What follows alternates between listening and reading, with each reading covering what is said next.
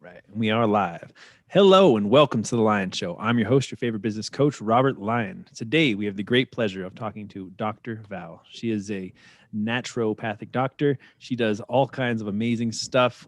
She's actually doing some really cool courses with Olympic athletes and just all sorts of amazing things. So thank you so much for coming on today, Dr. Val. Why don't you tell everybody who you are and kind of what you're up to? Thank you so much.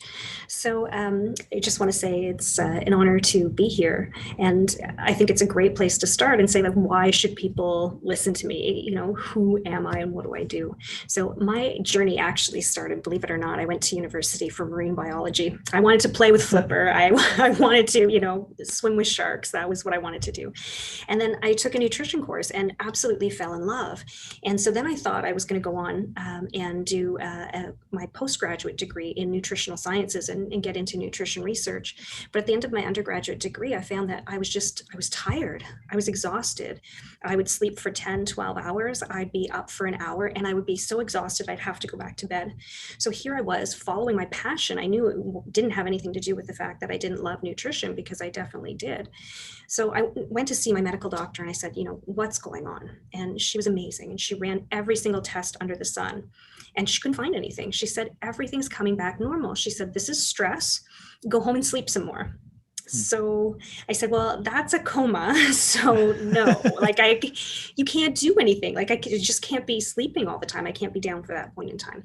So I said to her, okay, thank you so much. And my aunt said to me, well, why don't you go and see my naturopath? So I thought, sure. And I went to the naturopath and he said to me, this is your diet. And I thought, there's no way this is my diet. And he said, yeah, absolutely. So we did some food sensitivity testing. And sure enough, I had food intolerances. As it turns out, I was at that point allergic to basically life. So I could breathe, drink some water, and that was it. And no, there was a lot more, less than that. But so what ended up happening was I went on this journey. I said, I'm a scientist. Okay, I'm in. Let's see. There's nothing else to lose. So I took out those foods. And sure enough, as soon as I did, my health turned completely around. I had my vibrant energy back. I couldn't believe it. So that's when I became hooked. It became a quest for knowledge. I said, you guys have secret knowledge. I want to know what you guys know. And so that's when I went on my journey. I started to kind of take a look. I went to the Naturopathic College, graduated at the top of my class, won an award because I just loved it so much that, I couldn't stop learning about it. And then got into practice. So I've been in practice for 20 years now. And throughout that time, I just saw that there was a really profound and powerful effect of nutrition, but the mind, the body, the spirit, they weren't separate. So I did extra training to become certified as a hypnotherapist so that I could help my patients kind of integrate some of the changes, change the mindset so that they could change the foods and so that they could get the performance that they wanted out of life. And then I became a yoga instructor. I did some extra training in traditional Chinese medicine and in a teaching hospital in China. So I learned, yes, about acupuncture and Asian herbs, but also learned about medicine from a nutritional perspective, from the Western perspective, as well as the Eastern, the yoga perspective, and the Chinese medicine, the Asian medicine perspective. So I've got this full global perspective on health and nutrition and alternative forms of healing. So then I decided I wanted to teach. So I wanted to take all the secret knowledge that I gathered in all of the years that I've been traveling all over the world. And so I started teaching at the Naturopathic College. So I currently practice in Toronto, and that's where the Canadian College of Naturopathic Medicine is. And I've supervised for them and I teach them nutrition, and I've taught at the Canadian School of Natural Nutrition as well. That's my journey. Yeah, it took me on a roller coaster there. So I am addicted to coffee and I want to quit. So I really would love to hear your inputs on how to have more energy, how to kind of get healthy. What are your thoughts on that? It's so profound, and a lot of my patients right now are asking me the question as well. Like, if there's one thing that I can do to stay energized and focus, live to 120 and still be windsurfing, and of course not catch COVID, right? Like, if there's one thing that I can do, what is that one thing? And I say to them all the time, it's not one thing. It's the 10,000 little things that you do every single day that are adding up to this. So the first thing that you can do is, number one, educate yourself, because there's a lot of misinformation out there. We hear fake news a lot. We hear that term being thrown around a lot lately. It's kind of come into our lexicon within the past couple of years in particular. But I can tell you that fake news has been happening. These myths have been perpetuated since the 1950s, 1960s, 1970s, and they're leading to these perceptions that people have about what is truly healthy and what is not. And there's a lot of myths, and I'll call them blatant lies, that we need to kind of unpack. And so the first thing is that the body is a machine. Yeah. The way that we look at the body right now, we're looking at it like it's this machine. And, my friend, Steve Anderson, who you and I were kind of talking about a little bit before we started the podcast, he was a former Olympic athlete, and now he coached the Olympic volleyball as well. And his team won a gold medal. So he's a volleyball coach. And he was saying, he had trained with so many athletes, and I trained with other professional and Olympic athletes as well. And they look at the body like it's a machine, like they have to move it harder, faster, stronger, right? And I said to him, it's not, it's an ecosystem.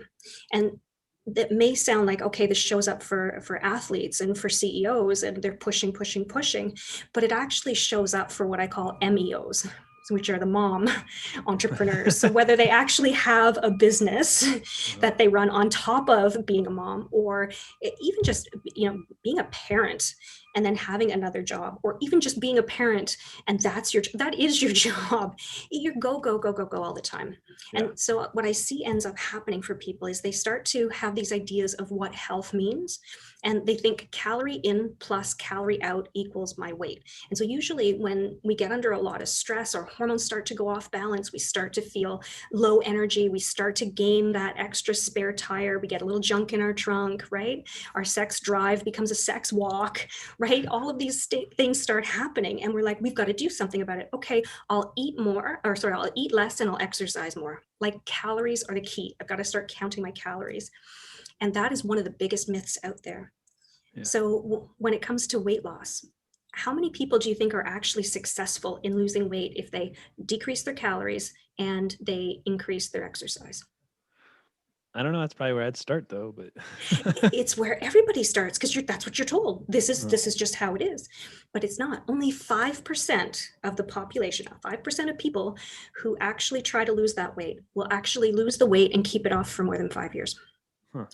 How is that success? Now, in your finances, let's put this into perspective. In your finances, if you had a financial advisor who said, of all the investments that you're going to do with me, only 5% of those will actually be gaining money after 5 years, you'd fire him. Like, that's not results, yeah. Right? Or think about it. If that was an employee, in 5 years, he might give you 5%. But no. Yeah. Right? You just wouldn't put up with those results. You kind of think, this isn't working, let's do something else. Mm-hmm. But so many people just think that that's the way that it's supposed to be. So they do that, and it ends up putting on more weight for them. It doesn't solve the underlying problem. It sets people up for failure. But then we think it's us, right? Mm-hmm. And we think, oh, it must be me. There must be something wrong with me. Everybody else can do this. No, they can't. Yeah. So finding out those myths are one thing. Another thing is kind of saying, okay, if my body is an ecosystem, what energy sources, or where is this lack of energy coming from? What do I have to look at? Well, you do have to take a look at the foods that you're eating. Are you eating the right foods at the right time? First of all, are you getting the nutrients in your food? I can almost guarantee you that you're not. So, because when we take a look at how farming is happening right now, the nutrients aren't being put back into the soil. We're continuously depleting the soil. We're also using pesticides that are killing off the bacteria in the soil, and those bacteria are necessary for helping the nutrients get into the foods. And, you live in Arizona, so you may have access to fresher foods than, here in Canada. But, during the wintertime here, in some places like Vancouver, of course, different story, they have a warmer temperature. agriculture. But in Ontario, you can't get a lot of fresh produce in the wintertime. We have snow and things don't grow under the snow. So we have to get our foods shipped from far away. But my guess is that you guys probably are too. So there's the pesticides on the foods, but then they're not picked when they're actually ripening. They're picked before they're ripe. And what does that do? Well, it means that given that 95% of the actual vitamins and minerals get into the food as it's ripening, you're missing the foods right there. Then you package it, you process it. Where's the nutrient value? You're not going to be getting the vitamins, minerals, and nutrients. When we look at the World Health Organization pre-COVID, they said that, hey, wait a minute, 2/3 of all the deaths globally were a direct result not of famine, not of war, not of pestilence. They were a direct result of diseases of lifestyle. Oh, right. So what do you 2/3 of the world population. What do you recommend for getting more nutrients? Do we add supplements? Do we just try and only buy as healthy food as we possibly can, or what's realistic? Well, that's where you really need a good qualified expert to help you out and say, okay, so with respect to supplements, some of them that are out there aren't actually any good. They could have binders, they could have fillers, they could have foods that you're intolerant to. You want to find out the vitamins and minerals that are right for your biochemistry. Because if you just go out and buy a good multivitamin, well, all the different vitamins and minerals are together in that multivitamin, that's great, but are you digesting and absorbing it? And also, did you know that those multivitamins, some of the vitamins and minerals can actually interact with each other and prevent each other from being absorbed? So for example, if you take your iron, we all know, hey, if I'm iron deficient and I need some iron, I have to take my vitamin C because it'll help it be absorbed. Great. Well, if you're taking your zinc at the same time as your iron, that's preventing your iron from getting absorbed. So we need to kind of start to take a little bit of a look at what do you actually need? I had a patient that came into my office and her iron stores were chronically low. So from the time she hit puberty and started to have a menstrual cycle, she was heavily bleeding. And so she would always get depleted. So she had that her whole life. So she had been on iron supplements her whole life and she could never get her iron stores into a normal range. They were always really low.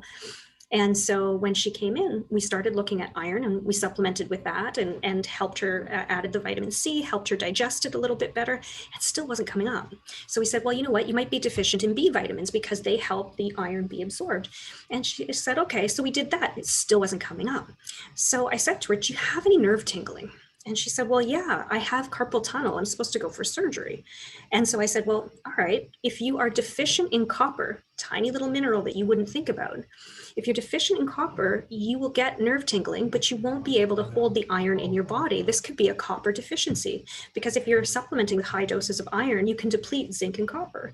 So we put copper in and her iron stores went up into a normal range. Her medical doctor was just ecstatic. She was like, whatever you're doing, keep doing it. And the great thing too is that she got to cancel the surgery. She didn't have to go to have any surgery for carpal tunnel. It went away. That's such a cool or interesting way to like diagnose the human body by actually looking into the blood and determining what you're lacking and what you're needing.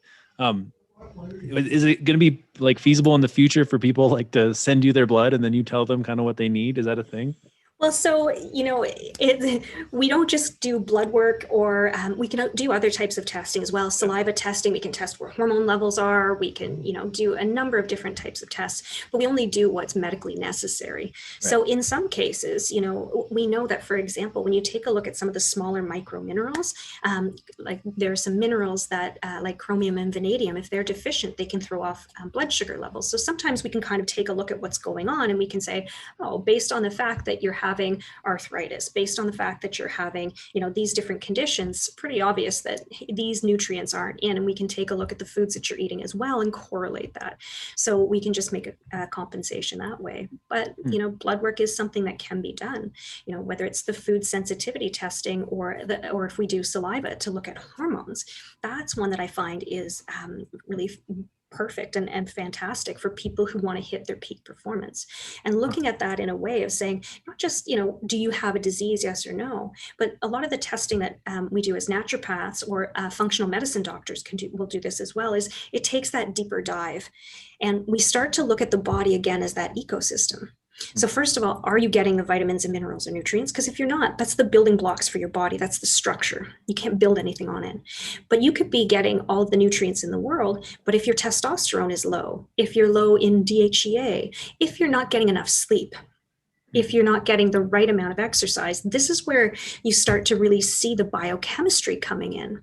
And so you really want someone to kind of say, well, what is the right exercise for you and how much should you be having? You know, what are your stress levels like? If your cortisol levels are high, you could be gaining weight around the midsection. So for those people who are kind of like, okay, I'm dieting, I'm exercising, and I'm gaining weight, what gives? I see that all the time.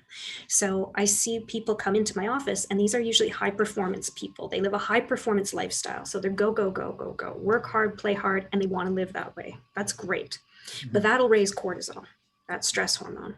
And cortisol will start to break down muscle tissue, and it will start to cause you to gain belly fat. So these people start gaining weight. And they put on more weight around that midsection. They get that muffin top, and it feels like it's that visceral fat, which will increase your risk of Alzheimer's as well. So then that happens. They're gaining weight. They can't think as clearly. They're at risk for Alzheimer's. They're at risk for cardiovascular disease. And the first thing that they think is, okay, now I should eat less and exercise more. And they do, and they start gaining weight. And they're like, what gives? I'm doing everything my personal trainer told me. I'm doing everything my doctor told me. I'm doing everything that, Weight Watchers is telling me. And I'm not bashing Weight Watchers. Of all the weight loss programs out there, they actually have the greatest success rate. But they're still based on that calorie in, calorie out model. So when we take a look at, you're working with a model that doesn't work, you're going to start to eat less, which is going to increase cortisol levels because your body's going to think it's starving. It's going to increase leptin and ghrelin levels, which those are some hormones in the body that that tell you whether you're hungry or whether you're not, and that respond to stress. And then what's going to happen if you exercise inappropriately, too much cardiovascular activity actually increases cortisol. So you'll start to burn muscle tissue. So your arms and legs will get thinner. And if you've ever seen those guys if you're one of these guys that you want to lose the belly fat and you're working out and then you notice like your legs are getting leaner, but then the belly fat's kind of getting more, right? Or you just can't get those calves to your legs or your quads to just pop, right? And you're like, why are my legs not gaining weight, right? Look like a marshmallow with two little sticks. That's why cortisol levels are high, right? And so they're burning off the muscle tissue that you're gaining. So the workouts that you're doing, the exercise that you're doing aren't fueling your body correctly. So those are some of the things that you want to look at. And then sleep, if you're not sleeping. So what do you do if you're not sleeping? Well, most people think, well, I'll take some melatonin. And that may actually be very appropriate. It might actually work. But melatonin is very specific for the last stage of sleep known as REM sleep, which is great for your creativity. But it doesn't do you any good if it's the deep sleep that's a problem, or if your cortisol levels are coming up overnight because of stress. So there are many stages of sleep, and that deep sleep is absolutely critical for our reasoning, for our focus, for our concentration. So for myself, I know that when I was exhausted all the time and I wasn't sleeping, I thought, well, maybe I'll take some melatonin because it'll help me sleep deeper and then I won't wake up exhausted. I did. It didn't do anything for me. But when I looked into the food sensitivities and I found out, oh, that makes total sense because I'm inflamed all the time because my body is reacting to these foods as if it's a virus or a bacteria. It's like constantly having a cold. So it would just stuff up my nasal passages. So I wouldn't get a deep, restful sleep. I would have sleep apnea. I would snore, right? And then I'd wake up the next morning feeling like I haven't slept. So taking all the melatonin in the world, that wouldn't help me. It wasn't until I took that deeper dive, found out that, hey, this is a result of the foods, the food sensitivities. That was the big question. So I think it's kind of interesting that cortisol spikes when you're stressed out. So like when you have a big day, you get stressed out ahead of time and then it makes it so you can't sleep. That explains a lot. I didn't know that though. That's kind of interesting. Yeah. And so here's what most people do. They wake up, they don't feel fully rested. They feel like they need something to jumpstart their day. So they go for a coffee, get that coffee to wake them up, right? Mm-hmm. And that coffee, it's like grabbing your little adrenal glands and strangling the heck out of them. It gives you that nice little cortisol spike. So what do you think is going to happen? Your cortisol levels are going to spike. But what it also does is, see, a lot of athletes will use coffee to mobilize the fat stores. And you've probably heard, many people have heard, oh, coffee is great because it helps you lose weight. Depends on what you're doing with it. Because yes, it'll mobilize those fat stores. It'll cause that fat in your fat cells to be broken down, but it'll throw it out into your bloodstream where it can go into your mitochondria, or it can be turned into basically sugar, right? Yeah. So what's happening is you're getting all of this sugar showing up in the bloodstream. So you get higher and higher amounts of sugar handling there. If you are not exercising with it, you're not burning that off. But at the same time, what you've also done is you've increased cortisol, which is breaking down your muscle stores and using your muscle as fuel. It's not using the sugar as fuel. It's not using the fat as fuel. It's using your muscle as fuel.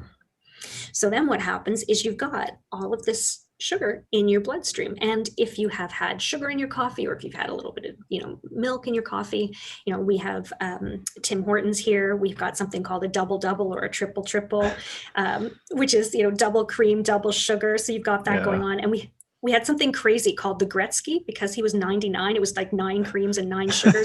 Like, it was just insane. It was nuts. Like, Canadians through Tim Hortons can do gluttony like no other. Yeah. So so we have this, again, this coffee and the sugar and all of that's in our bloodstream, and we can't use it as a fuel source. So you burn off your muscle, and then you shove that in your abdominal area. You gain visceral fat. So, yeah. And then usually what happens is you get this big spike in sugar that you get, and then you get a big crash later on. And when you crash, that's when you crave a donut, something sweet, and more coffee to increase your energy. And so then you get to the evening and you need something, because coffee is a stimulant, you need something to calm yourself down. And that's usually where the beer or the glass of wine comes in. Yeah, that's what I was going to say. It's scotch. Like the American diet: coffee in the morning and then alcohol at night, and then you need sleep pills, and it just is all downhill. Absolutely. But let's talk about positive. What is the best way to thrive? I mean, you're working with this guy who's awesome. He's an Olympic volleyball player. That's a very interesting thing, but it's very active. You got to be really in shape, and he got all of it to the level of the Olympics. Like, what are you guys learning about being a thrive, or being a, just that kind of go-getter? Well, he and I are working together along with Dan Nisker to put together a whole workshop on peak performance from this total mind, body, spirit place, which is nice. Phenomenal. So with respect to working with high performance, working in my own practice with CEOs and professional athletes and Olympic athletes, what I have found is that, and even again, a lot of my patients who just live a high performance lifestyle. So you don't have to think, okay, am I a CEO? Do I own my own business? No, it's, do you have this high performance lifestyle where you are on the go all the time, where you want to work hard, you want to play hard, and you just don't want to compromise? So what I find is that if you're living that high performance lifestyle and you're not fueling yourself properly, you're going to have low energy. You're going to have poor concentration. You're going to crash. You're not going to be as productive. You're not going to be able to sustain focus throughout the day. And what's worse, you're going to start to have signs that we call aging prematurely. So far too many people who are in North America are aging way too fast. You should still be able to have as much focus, concentration, energy, and feel as little pain in your 50s, 60s, 40s as well, as you did when you were in your 20s and 30s. So I have people showing up into my office and they're in their 30s and they're women who are saying, hey, my hormones are going off. I wonder if I'm postmenopausal. I'm going in, or I'm perimenopausal. I'm going into menopause early. That shouldn't happen. I've had people show up and they're like, oh, I've just gained weight, but that's aging. Or, oh, I've got knee pain, but that's just aging. Oh, I've got some wrinkles, but that's just aging. No, we are aging too fast because we're not fueling our body efficiently and effectively. So when you are talking about the workout that you want to do, you shouldn't have to compromise on that. You shouldn't have low energy at all throughout the day. You shouldn't need a nap. If you want one, that's great, but you shouldn't need one. You shouldn't need your coffee. I get it. I love the taste of coffee. So I'm all over, like, have it if you enjoy it, but you shouldn't need it to jack you up. So really dialing in and finding out, okay, what have I been settling for? And in terms of, taking a real honest assessment of who you are and what's happening and what you've been willing to settle with, I think that's really the first place that it starts. Because if you think that at 40 or 50, you should be gaining weight and you shouldn't be able to fit into, the same, size pants or, the wedding dress or whatever you were wearing when you were in your 20s, that's just incorrect. You don't have to gain weight. And what we know is that, again, when you gain weight around the midsection in particular, that affects your moods and performance. So when we take a look at your belly, the size of your belly is directly related to the size of your brain. In terms of, it's inversely related. The bigger the belly, the smaller the brain. And what do I mean by that? So we have studies showing that people who have a belly or a fat around their midsection, it's called visceral fat, we call it belly fat, they have more inflammation. And when we actually take a look, they have an increased risk of Alzheimer's and dementia. And we actually see that their brain physically shrinks because of the inflammation that's created by that. So if you want to be a good leader, if you want to make a good income, if you want to go out and have a positive impact on the world, how can you perform your best if you have a small brain, or if your brain is shrinking, or if it's not getting the nutrients that it needs, if it's not thriving? So if you want to thrive, the first thing you got to do is cut the inflammation from your body. You got to cut that visceral fat. You've got to know what the cause is. What we also know for women, so for any of your listeners who are women who are in the boardroom or who are CEOs, again, there are studies showing that for women who are in their middle ages, or in their 40s, that the more of that visceral fat that they have, the meaner they are.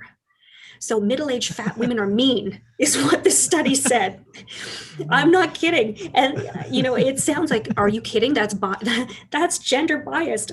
No, they just studied middle-aged women, African-American and Caucasian, and they just kind of said, we're going to actually take a look at visceral fat, and we're going to see what happens with respect to hostility and aggression. And again, there was an increase in hostility and aggression in middle-aged women who have more fat, who have visceral fat, a greater amount of fat around their midsection. So we know that, hey, if you are aggressive at work, how do you expect to be a leader? How do you expect your team to follow you? Mm-hmm. How do you expect to make that positive impact on your community? You just can't. So your performance is going to decline. Your workers are not going to be taking your leadership, so their performance is going to decline. And so the monetary result that spills out into your company is going to be massive, let alone your own income. Yeah. So let's have a war on inflammation. So where do we start? Like, no more sugar, right? You gotta sleep well. No more beer or carbs, really, or like a lot of carbs. There's good carbs, but what do you think? What is the best way to decrease your inflammation in your life? Well, and I think I'm so glad that you said that, because there's good carbs and there's bad carbs. There's good proteins and there's bad proteins, and there's good fats and there's bad fats. So that was another huge myth, that all fat was bad. So there were some studies that came out very early on, and we kind of said, hey, the studies that were initially done associating with high fat diets with cardiovascular disease, that has been proven to be the records where the research was compromised. So the gentleman, to use the term loosely, who did the research, he specifically focused on countries that proved his point and left out countries that didn't. Mm-hmm. So he was saying, oh yeah, all these countries, they eat low fat and they have a decreased risk of cardiovascular disease. But he left out all these ones over here who ate high fat and who didn't. So what it turned out, and they've actually proven this, and it's been in the mainstream media, is that it was the sugar companies paying him to say that fat was bad. Never was, hasn't been. Yeah. So when you start talking about taking out sugar, I think dispelling the myths around sugar is absolutely massive, because we fool ourselves a lot when it comes to sugar. So when you think about it. So we say, sugar is more addictive than cocaine. In terms of what it does to your body, in terms of how it hijacks your brain, you are hardwired to want it.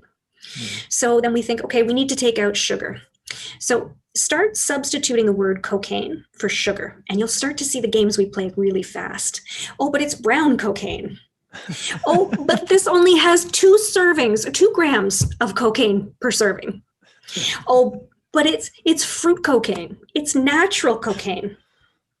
You see what I'm saying here? We play a lot of games with ourselves around sugar. There's no amount of sugar that's fine.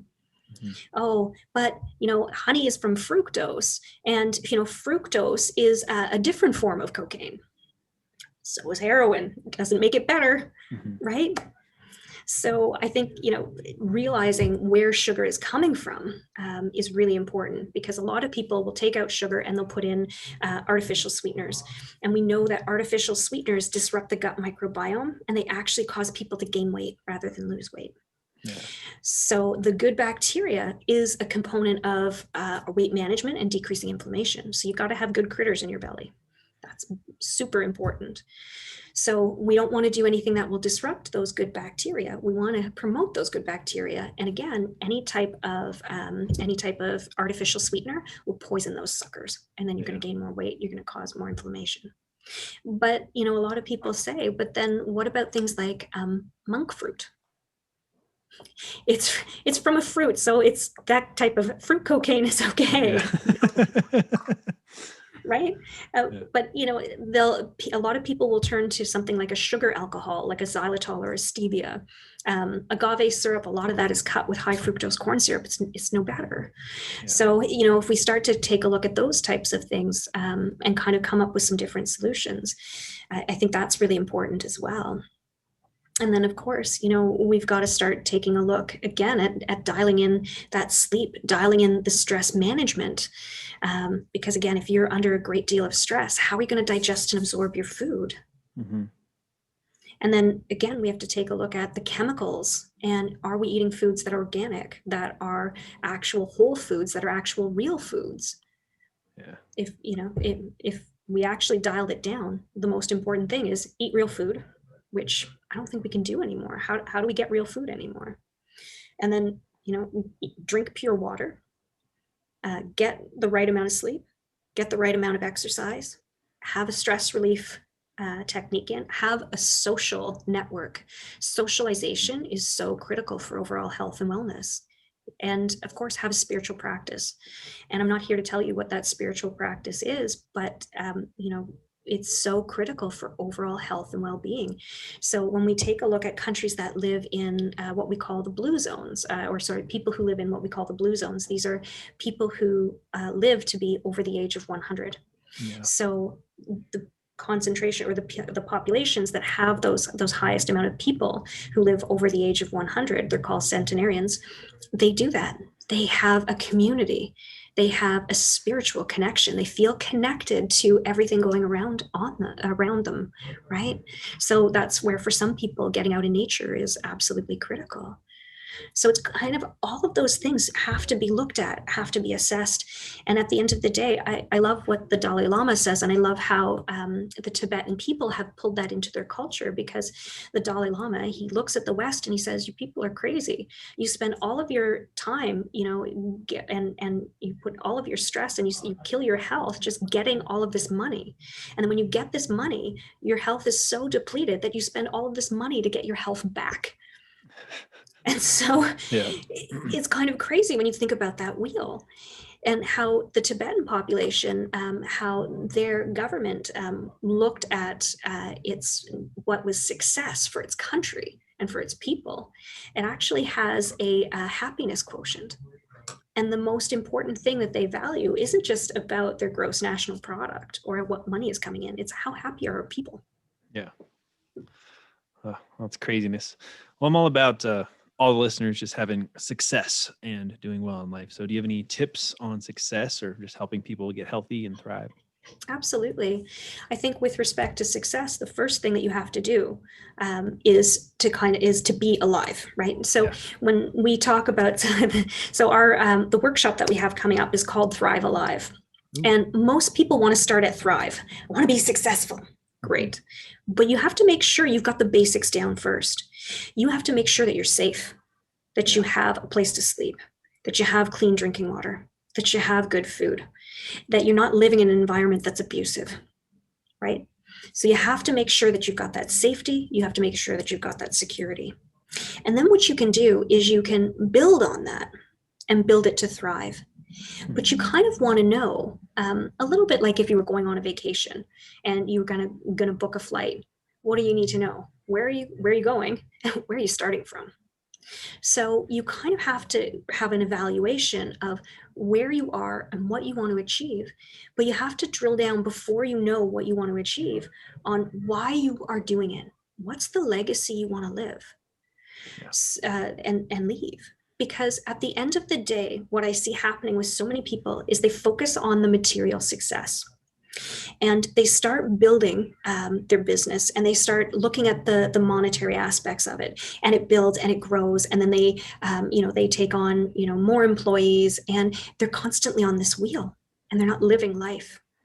And quite often their relationships can suffer, their partnerships can suffer, their spouse might leave them, or they can start turning to alcohol as a way of just coping with all of the stress, right? They neglect themselves, they're not working out, they start to gain weight, they get so depleted, their sex drive becomes a sex walk. That's no way to live.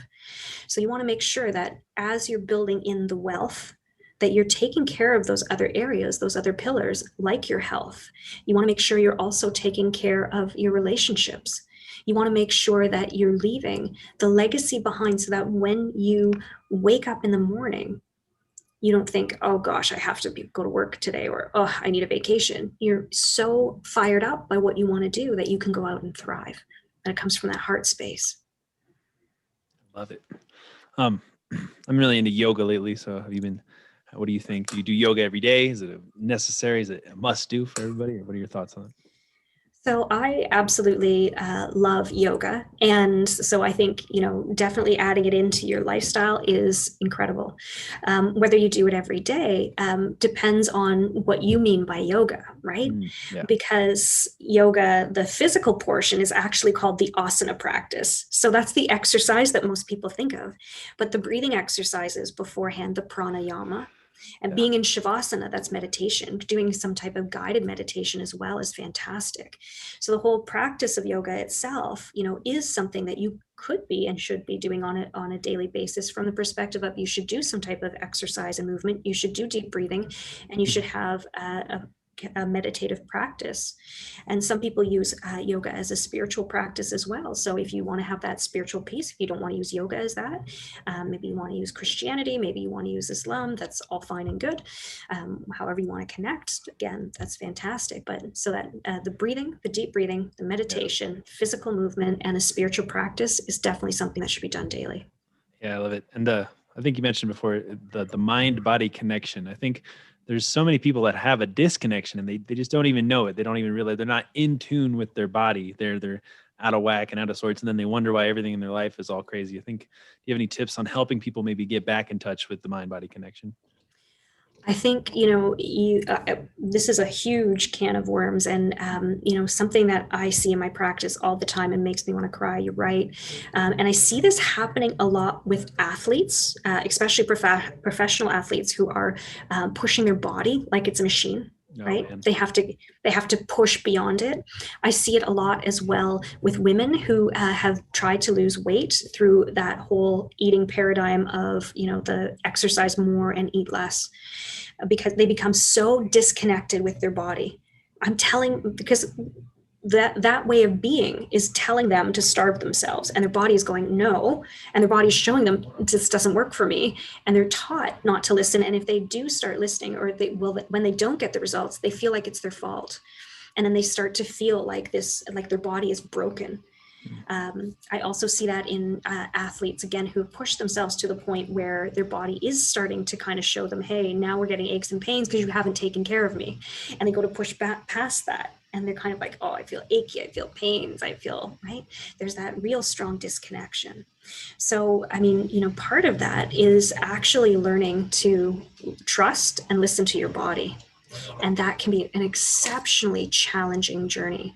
And one that's not really supported by a lot of the way that we have set up and structured our society.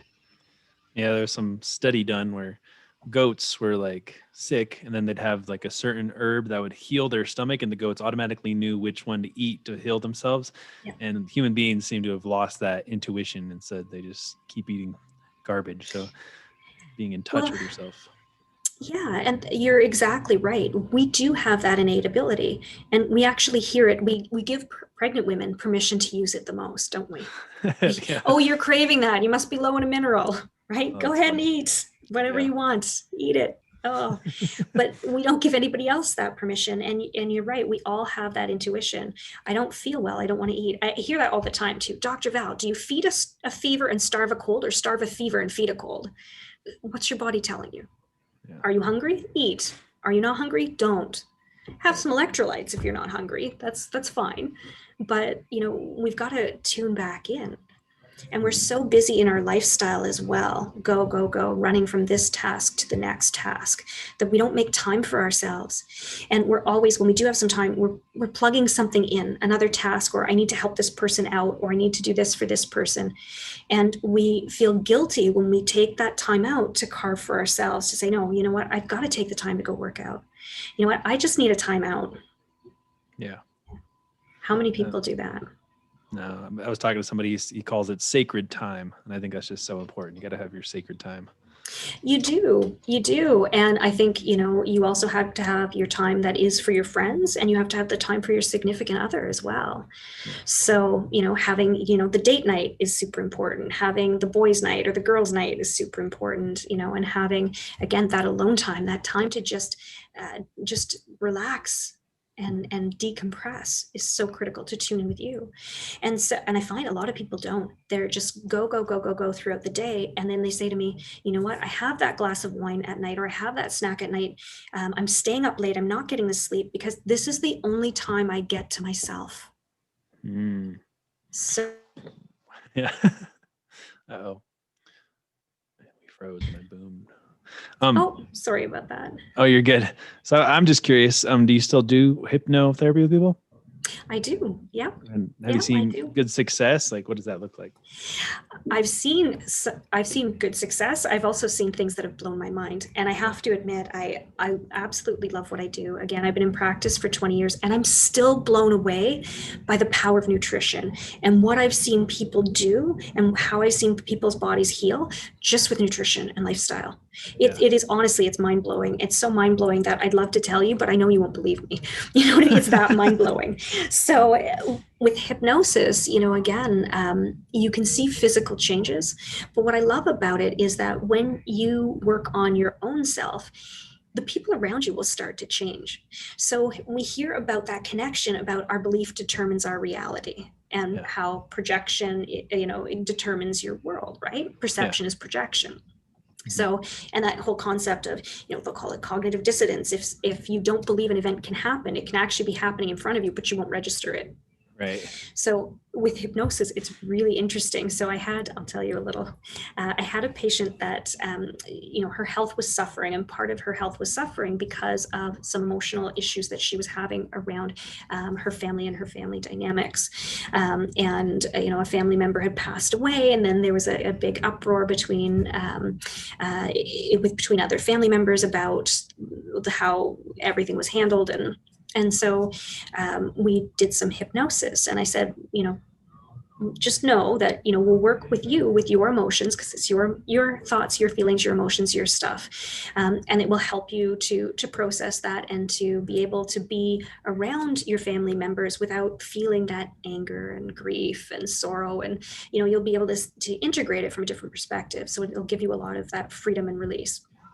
And so we did that, and we did some good forgiveness work in hypnosis. And, when she came out of hypnosis, she was able to feel like, I can forgive them all. And I don't feel angry. I don't feel upset. And I don't mind, going to see them. And everything was wonderful. And so when I connected with her a couple of weeks later, I kind of said to her, so just so you know, when you do that hypnosis, you'll actually change, because we're all connected on an unconscious level.